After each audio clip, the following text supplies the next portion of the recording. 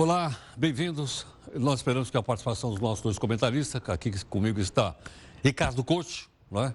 E Nirlando Beirão. E hoje eles fizeram uma concessão dizendo que vão ficar o jornal inteiro aqui, porque geralmente eles dão uma palhinha e se manda para casa. Hoje, boa noite, Couto. Boa noite, Nirlando. Boa noite a todos. Bom, nós contamos aqui para você ontem, aliás, não contamos não. O Lula, que é o nosso repórter lá em Brasília, disse aqui ontem que hoje de manhã ele ia tomar café com o presidente Temer. Nós não fomos convidados. Então vamos ver com o Lula. Lula, como é que foi esse café da manhã aí hoje, Lula? Foi muito bom? Olá, Heródoto. A agenda do presidente Michel Temer começou com um café da manhã logo cedo no Palácio da Alvorada, ao lado de jornalistas, do qual eu participei. Temer comentou vários assuntos, entre eles anunciou a liberação de saques sem limites das contas do Fundo de Garantia por Tempo de Serviço, FGTS, que estiveram inativas até 31 de dezembro de 2015. O governo ainda não tem uma data sobre quando esses saques serão permitidos, mas trabalha com uma expectativa a partir de fevereiro. Sobre a possível cassação da chapa que uniu PT e PMDB nas eleições de 2014, Temer disse que numa eventual cassação ele vai recorrer tanto ao Tribunal Superior Eleitoral como ao Supremo Tribunal Federal. O presidente reforçou que os juros do cartão de crédito devem cair pelo menos pela metade já no início do próximo ano e também comentou sobre uma possível melhora nos índices econômicos a partir do primeiro trimestre do ano que vem. O presidente participou no início da tarde de uma cerimônia aqui no Palácio do Planalto, em que também anunciou mudanças nos contratos e na legislação trabalhista, que, segundo ele, irá flexibilizar os contratos de trabalho. Entre essas mudanças está a possibilidade dos acordos feitos entre sindicatos e empresas terem força de lei, ou seja, sem necessidade de alterar qualquer mudança significativa na legislação a partir da aprovação desse projeto de lei que será enviado em regime de urgência ao Congresso Nacional. Heródoto. Grato. Bom, os nossos dois comentários estão aqui. Couto, Nirlando, como é que vocês avaliam então esse café da manhã do presidente? Foi bom, foi ruim? A impressão que foi boa, não foi boa? Que avaliação vocês fazem? Olha, parece que chegou Papai Noel, né? A avaliação que eu faço é que foi o melhor dia, o dia mais importante do Temer desde que ele assumiu há 7 meses. Que todo mundo reclamou, estava reclamando que estava tudo meio parado, nada acontecia e tal, e de repente, de um dia para o outro, ele está anunciando medidas sem parar na área trabalhista, na área econômica e tal.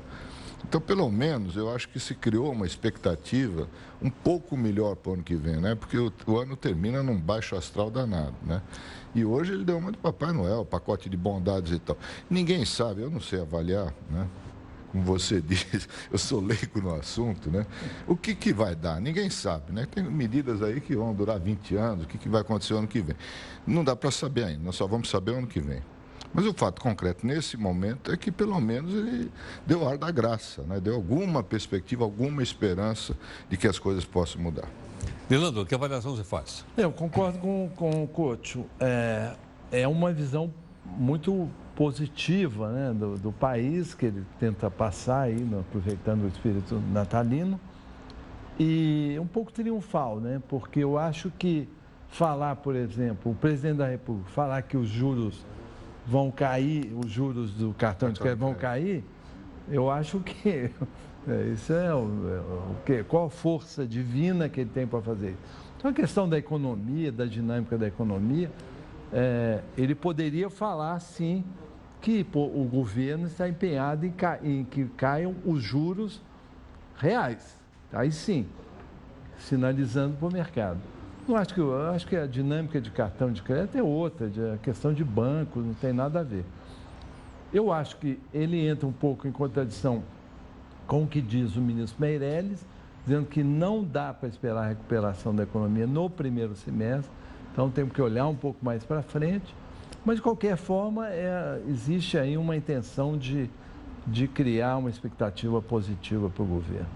Bom, nós vamos usar hoje o efeito Renan, nós vamos fatiar então aqui as coisas que aconteceram lá, ele vai voltar e aí a gente vai comentar pontualmente, tudo bem? Tudo bem. Bom, tem mais um assunto aqui que não é na área da política, mas acho que é na área do comportamento, mas eu acho que seria interessante vocês comentassem. O assunto é o seguinte, o Ibope divulgou nesta quinta uma pesquisa que mostra que os brasileiros pensam sobre temas polêmicos, né?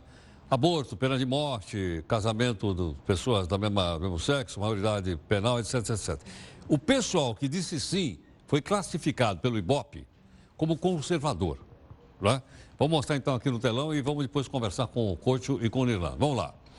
São índice de conservadorismo. 2010, veja bem, 31% dos brasileiros, segundo a pesquisa do Ibope, está aqui a fonte, eram favoráveis à pena de morte. Em 2016, subiu para 49%. As pessoas são, portanto, quase metade da população do Brasil é favorável à pena de morte. Vamos lá, vamos mudar a tela. Outra questão, apoio à redução da maioridade penal. Em 2010, 63% já eram favoráveis. Para vir de 18, acho que para 16 ou para 14, acho que 16. Em 2010, subiu para 78%.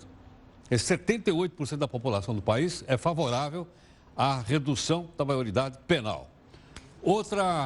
Outra questão, legalização do aborto. Em 2010, contrário, 78%, favoráveis 10%. Portanto, a maioria do país era contra a legalização do aborto em 2010. E olha que coisa curiosa, se manteve os mesmos 78%, só que os favoráveis subiram de 10% para 17%. Mas os 78% continuam sendo contra, firmemente contra a legalização do aborto. Outro tema também carimbado como conservador, prisão perpétua para crimes hediondos. Também subiu, olha, em 2010, 63% do país queria prisão perpétua. Em 2016 subiu para 78%. 78% querem prisão perpétua. Não existe prisão perpétua no Brasil, não é? Mas defende prisão perpétua para os chamados crimes hediondos. E, finalmente, uma outra característica do conservadorismo, apoio a casamento de pessoas do mesmo sexo. Em 2010, apoiavam, então, 25%, eram favoráveis. Em 2016, 42%, subiu de 25% para 42%. Para a sociedade sentou melhor. Contrários, nesse ano, 44%. Então, praticamente metade do país é favorável, metade é contrário. Agora, eu queria perguntar o seguinte para vocês. Por que quando as pessoas pensam dessa forma, são chamadas de conservadores? Boa pergunta. Olha, eu acho que isso é uma definição universal. As pessoas que tendem a desconfiar, a transformar. Eu vejo, por exemplo, a questão das punições judiciais e tudo mais. A ideia de que você, punindo severamente, você melhora a vida social, é uma pauta visivelmente conservadora. E, na minha opinião, bastante equivocada. Eu acho que nos Estados Unidos você percebe essas oscilações. É um país onde esse debate é muito amplo, muito aberto. Você percebe essas oscilações ao sabor de crises da vida social. Quer dizer, no momento em que... Eu acho que tem uma relação, sim, com a situação econômica, com a situação do país, com a crise moral do país. Isso leva as pessoas a achar que a ideia, por exemplo, da punição, da desconfiança em relação ao outro, que isso resolve, melhora a situação. O que, na minha opinião, é um equívoco total. Sua opinião, Couto? Ora, eu vi a pesquisa inteira, eu acho que algumas coisas me chamaram a atenção ali. Primeiro, a questão do medo, o sentimento que predomina é do medo. Medo. Né? Que é uma coisa muito ligada a políticas conservadoras e tal. Aumentaram muito os índices na área de segurança, né? Pena de morte, prisão perpétua, maioridade penal, né? Na área de comportamento, não. Até houve um aumento vamos dizer assim, do pensamento liberal no caso do casamento de pessoas do mesmo sexo, né? O aborto ficou do mesmo tamanho. Então, há uma diferença entre a questão de segurança e a questão de comportamento. Mas isso confirma a onda mundial conservadora, como nós vimos nas recentes eleições no Brasil e no mundo. Bom, eu imaginava que conservadorismo fosse uma posição política. Ser conservador não quer dizer que você não seja favorável à mudança. Eu acho que nós aqui é que pegamos a palavra conservador e mudamos o seu sentido. Não é? Porque o conservador não quer dizer que ele é um reacionário. Não quer dizer que ele não é favorável à mudança, ele é. Agora, eu não entendo por que determinadas ações são carimbadas como conservadoras e outras não. Então, o Coach acabou de falar que é conservadora a pessoa, por exemplo, veja só, é uma posição conservadora, então, você ser favorável a casamento de pessoas do mesmo sexo? Não, e o contrário, né? Quer dizer, Eu acho que seria o contrário, seria liberal. Então, está carimbado como conservador. É o contrário, exatamente o contrário. Não é? Então, eu acho que essa palavra conservador, nós demos a ela aqui uma dimensão diferente da sua origem, né? Que é a origem política de um partido político que nasceu na Grã-Bretanha e que teve no Brasil também durante vários... E quando você fala no conservador britânico, ele está longe de ser um reacionário tradicional. Claro. É um partido que tem uma inserção social muito forte. E não é nem um pouco conservador em questões, por exemplo, da moral pública. Quer dizer, o Partido Conservador é um partido contemporâneo. Evidentemente que é um pouco diferente do Partido dos Trabalhistas. Liberal ou trabalhista? Trabalhista. Mas eu acho que a gente pegou realmente, de fato, essa expressão e carimbou no Brasil uma expressão talvez equivocada. Eu nunca tinha pensado nisso que o Heródoto levantou aí, né? A origem e tal, é sempre bom para a gente aprender. Mas, grosso modo, é a divisão esquerda-direita que tem no mundo, que é ligada à política, né? Aqui seria direita, então? Não, aí no caso de comportamento, não. Então, não, digo conservador, que está à direita. É, à direita. E os liberais estão à progressista, esquerda. liberais à esquerda. Grosso modo falando, né? Assim que as coisas a gente dividiu ao longo do tempo, não sabia das origens, né? Tá bom. Bom, temos mais um assunto, tudo bem? Vamos lá.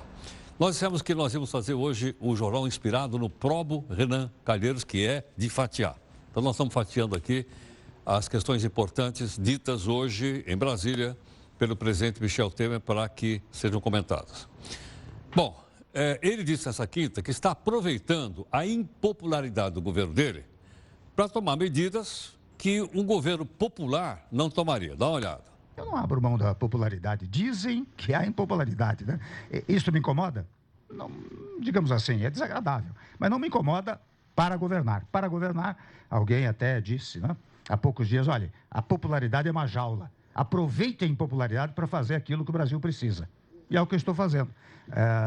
Lá na frente haverá reconhecimento. A verdade virá. E aí? Que avaliação você Essa faz? frase dele aí que ele repetiu, o autor é o Nizam Guanais, publicitário famoso, então, que falou que a popularidade é uma jaula. Falou isso numa reunião do tal Conselhão. Isso. Na presença do presidente, né? E eu acho que é uma fórmula curiosa de encarar um problema real, né? Porque popularidade de 8%, que é o que ele tem, eu acho que isso não vai refletir no jogo político, Heródoto, do ano que vem. Já com licença de fazer alguma profecia, não sou bom profeta, mas porque eu acho que existe um acordo político fechado que inclui o judiciário, que inclui, ele está muito forte no parlamento. Então, eu acho que as turbulências que virão acontecer e que vão acontecer não botam em risco o presidente Temer, apesar desse baixíssimo nível de popularidade. Eu concordo com o Nilando, eu acho que o Temer estava nas cordas, né? Algumas semanas atrás só se falava ou na renúncia dele, ou no impeachment e tal. Eu acho que nos últimos dias ele deu uma reagida aí, porque ele tem um índice de aprovação mais baixo da história, abaixo da Dilma no final do governo, né? Mas eu acho que ele conseguiu uma sobrevida aí. Claro que ninguém gosta de ser impopular. O que o Nizam Guanais quis dizer naquela frase, aproveita agora e faz tudo de ruim de uma vez. Abre o saco de maldade. É isso, o saco de maldade. Saco de maldade. Mas há uma contradição aí, porque hoje ele abriu o saco de bondades, pelo menos na visão dele. Eu não sei se isso vai ser bom. Mas na visão dele, ele fez coisas a favor do trabalhador. Agora vamos ver na prática como é que isso vai funcionar. Não, e existe um saco de bondades enorme acontecendo para aí. O mercado. Para o mercado. Agora eu vi essa questão das teles, pô. Quer dizer, o governo vai, de repente, 105 bilhões de reais de dívida das teles, o governo vai cancelar a dívida. É uma coisa maravilhosa. É um né? presentão, né? Eu também 105 quero bilhões. abrir matéria imediatamente. Quantas bolsas família, quantas Porque coisas... essa questão das teles, eu acho isso uma vergonha nacional, porque É um escândalo. você percebe que acontece o seguinte, as empresas quebram e os empresários nunca quebram. As empresas quebram na jurídica e os caras continuam bilionários na física. Claro, porque o governo vai lá e Vai lá e compra. Quer dizer, então é mais um escândalo e é muito dinheiro, é muito mais do que petrolão, do que o que for. Tudo junto, mensalão, mensalão, tudo junto. tudo. Você falou agora na abertura do jornal da palavra do ano, eu não sei qual é que você está guardando segredo aí, mas me ocorreu uma que o Nilano falou agora, que é o acordão. Tudo no Brasil agora é acordão. E a Constituição também virou um detalhe, né? Tudo é um acordão. Esse negócio das teles é o maior escândalo da história. Todo mundo fica falando, o maior escândalo de corrupção da história. Esse, com certeza, é pelos valores. É. Né? Vamos ver como vai avançar. Bom, então nós vamos fazer o nosso acordão aqui para continuar com o jornal. Vamos. Vamos lá.